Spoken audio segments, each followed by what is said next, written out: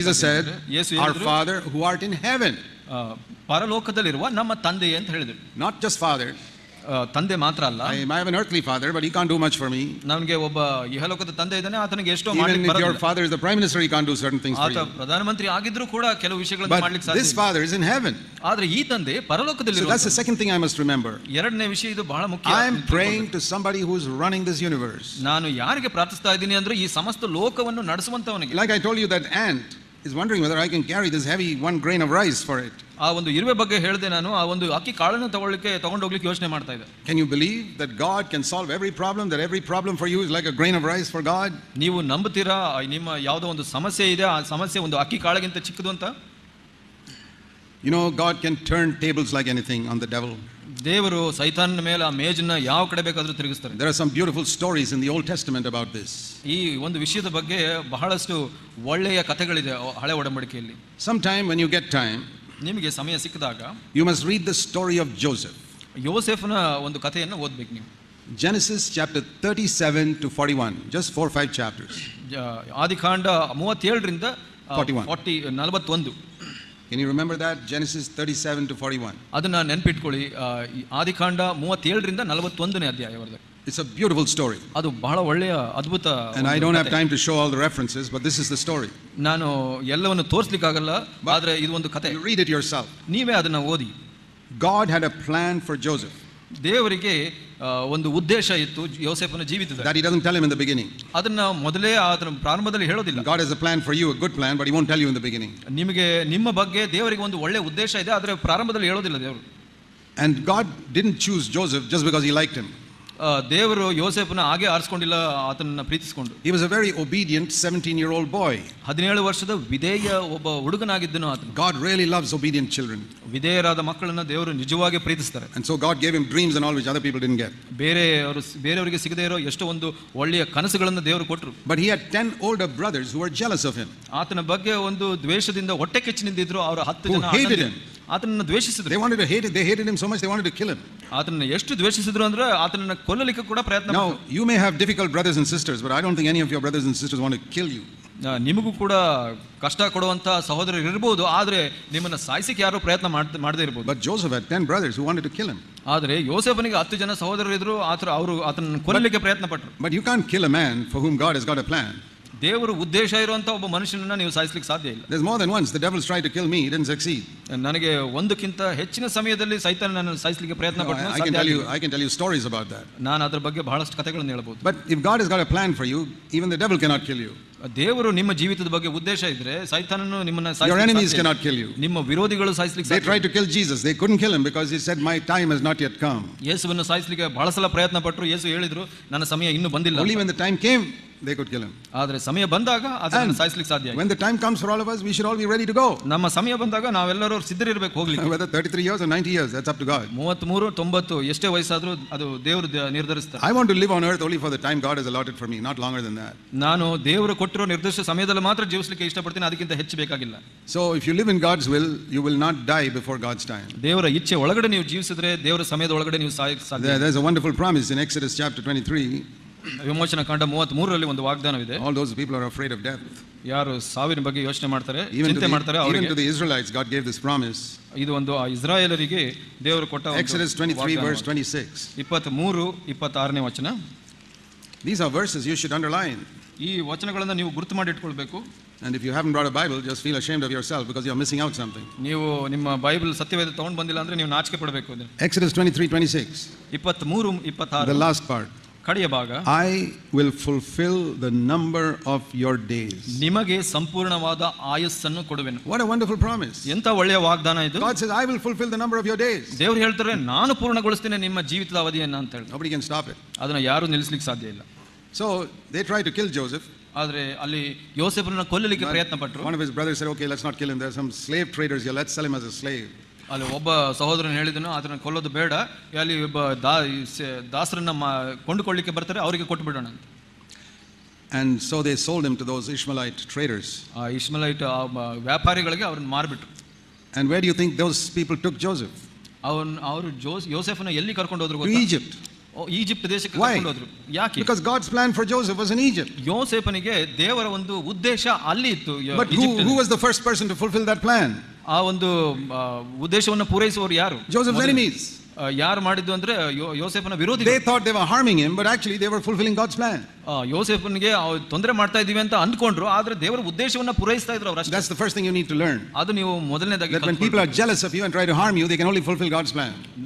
ಜನರು ನಿಮ್ಮ ವಿರೋಧಿಗಳಾಗಿದ್ದು ನಿಮ್ಮನ್ನು ದ್ವೇಷಿಸಿದ್ರು, ಅವ್ರು ಏನೇ ಮಾಡಿದ್ರು ಅದು ದೇವರ ಉದ್ದೇಶವನ್ನ ಪೂರೈಸ್ತಾರೆ. If you love God, ದೇವರನ್ನ ನೀವು, then He'll take care of all the other things. ಬೇರೆ ಎಲ್ಲ ವಿಷಯಗಳನ್ನ ದೇವರು ನೋಡ್ಕೊಂತಾರೆ. And then when he went to Egypt, ಅಲ್ಲಿ ಒಂದು ಈಜಿಪ್ಟಿಗೆ ಹೋದಾಗ one evil woman tempted him. ಒಂದು ದುಷ್ಟ ಮಹಿಳೆ ಆತನನ್ನು ಶೋಧಿಸಿದಳು. And he said no to her. ಆಕೆಗೆ ಇಲ್ಲ ಅಂತ ಹೇಳಿದನು ಅಂತ. She was the wife of the room of that captain of the guard. ಆ ಒಂದು ಸೈನ್ಯಾಧಿಕಾರಿಯ ಒಂದು ಒಳ್ಳೆ ಅಧಿಕಾರಿಯಾಗಿದ್ದನು ಅವನು, ಆತನ ಹೆಂಡತಿಯಾಗಿದ್ಲು ಆಕೆ. When he kept saying no to her, ಆಕೆಗೆ ಅವನು ಇಲ್ಲ ಅಂತ ಹೇಳಿದಾಗ she got so angry.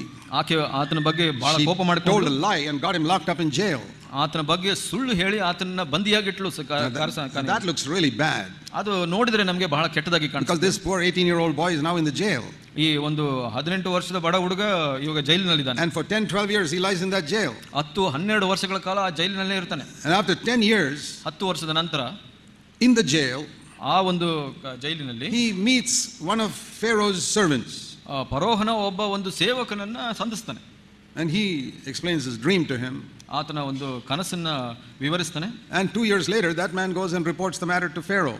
2 ವರ್ಷದ ನಂತರ ಆತನು ಫರೋಹನಿಗೆ ಈತನ ಬಗ್ಗೆ ಹೇಳ್ತಾನೆ. And Joseph comes there and he becomes the prime minister of Egypt. ಅಲ್ಲಿ ಒಂದು ಯೋಸೇಫನು ಅಲ್ಲಿ ಬಂದು ಫರೋಹನ ಆಸ್ಥಾನದಲ್ಲಿ ಪ್ರಧಾನಮಂತ್ರಿ ಆಗ್ತಾನೆ. What I want you to see there is all the evil that other people did to him only helped him to come to the palace. ನಾನು ಏನು ಹೇಳಲಿಕ್ಕೆ ಇಷ್ಟಪಡ್ತೀನಿ ಅಂದ್ರೆ, ಎಲ್ಲ ವಿರೋಧಿಗಳು ಆತನಿಗೆ ತೊಂದರೆ ಮಾಡ್ತೀವಿ ಅಂತ ಮಾಡಿದ್ದನ್ನ ದೇವರ ಉದ್ದೇಶವನ್ನು ಪೂರೈಸಲಿಕ್ಕೆ ನೆರವಾಯಿತು ಅಂತ. Those brothers did not know that we are sending him to Egypt to fulfill God's plan. ಆ ಒಂದು ಸಹೋದರರಿಗೆ ಗೊತ್ತಿರಲಿಲ್ಲ ಈತನು ಈಜಿಪ್ಟಿನಲ್ಲಿ ತನ್ನ ದೇವರ ಉದ್ದೇಶವನ್ನು ಪೂರೈಸಲಿಕ್ಕೆ ಹೋಗ್ತಾ ಇದ್ದಾನೆ ಅಂತ. That evil woman did not know that when I send him to jail he'll meet Pharaoh's servant there and become the ruler of my husband.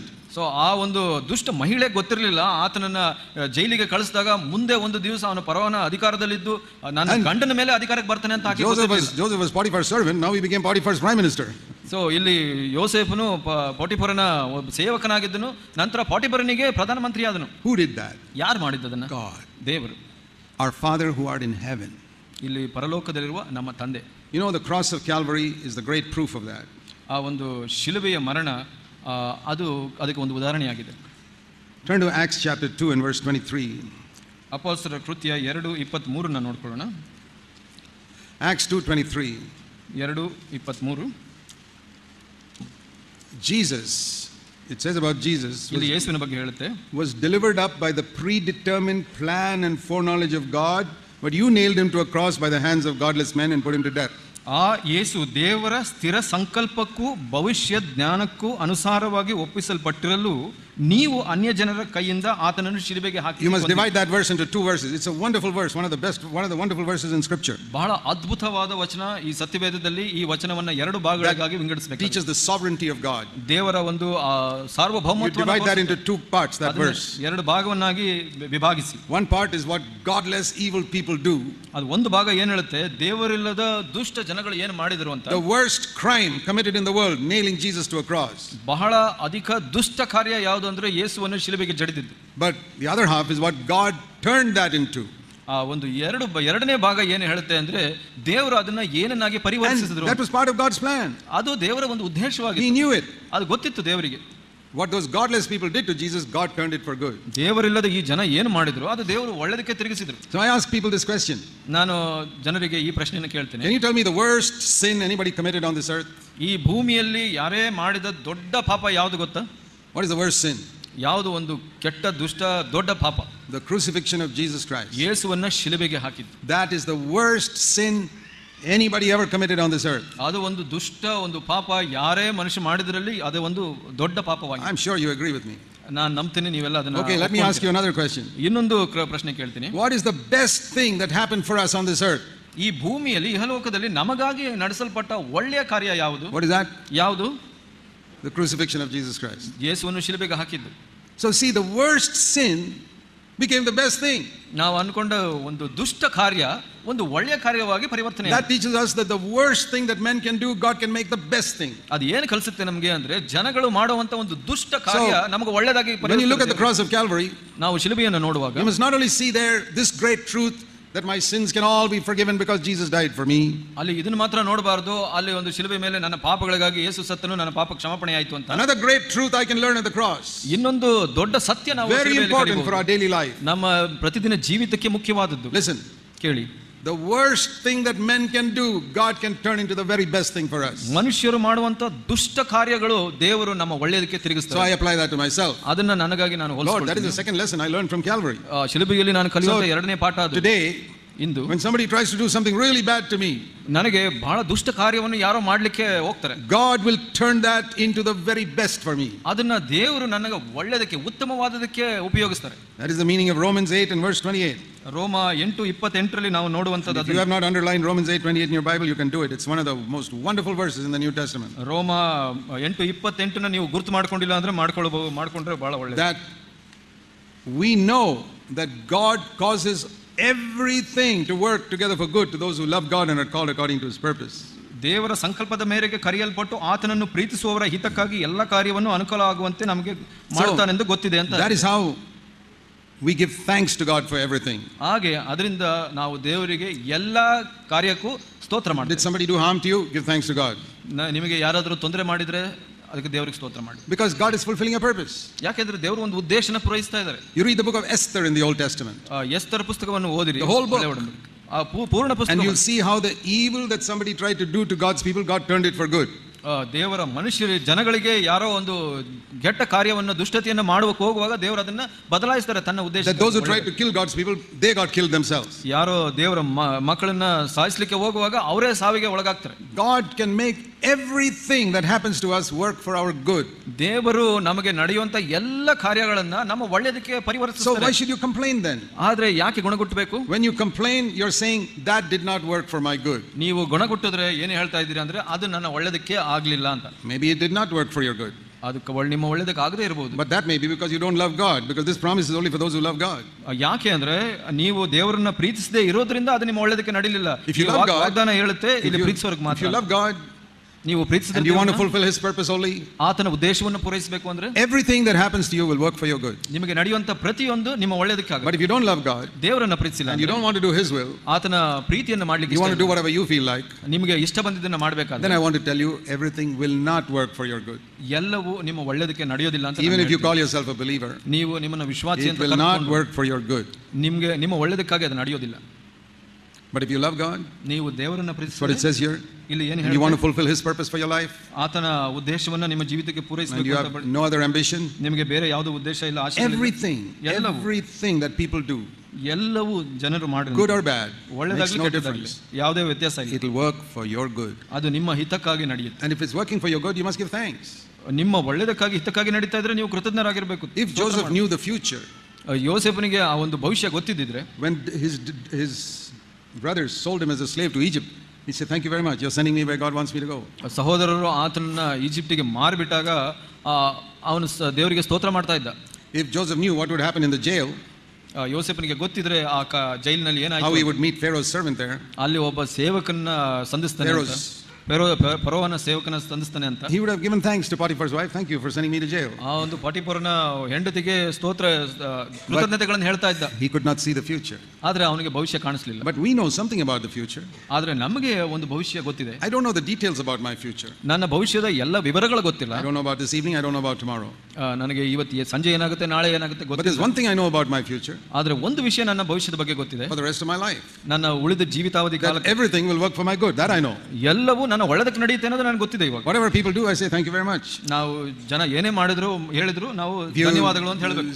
do evil to me, it will work for my good. I know that. ನೀನು ಕೆಟ್ಟದ್ದು ಮಾಡಿದ್ರು ನನಗೆ ಒಳ್ಳೆದಕ್ಕೆ ಆಗುತ್ತೆ, ಅದು ನನಗೆ ಗೊತ್ತು. It cannot harm me. ನೀನು ನನಗೆ Because ತೊಂದರೆ ಮಾಡ್ಲಿಕ್ಕೆ ಸಾಧ್ಯ my ಇಲ್ಲ. Father is in heaven. ಯಾಕೆಂದ್ರೆ ನನ್ನ ತಂದೆ ಪರಲೋಕದಲ್ಲಿ That is why the Bible says, always give thanks for everything. ಅದಕ್ಕಾಗಿ ದೇವರ ವಾಕ್ಯ ಹೇಳುತ್ತೆ, ಎಲ್ಲ ಸಮಯದಲ್ಲಿ ಎಲ್ಲದಕ್ಕಾಗಿ ನೀವು ದೇವರಿಗೆ ಸ್ತೋತ್ರ ಮಾಡಿ.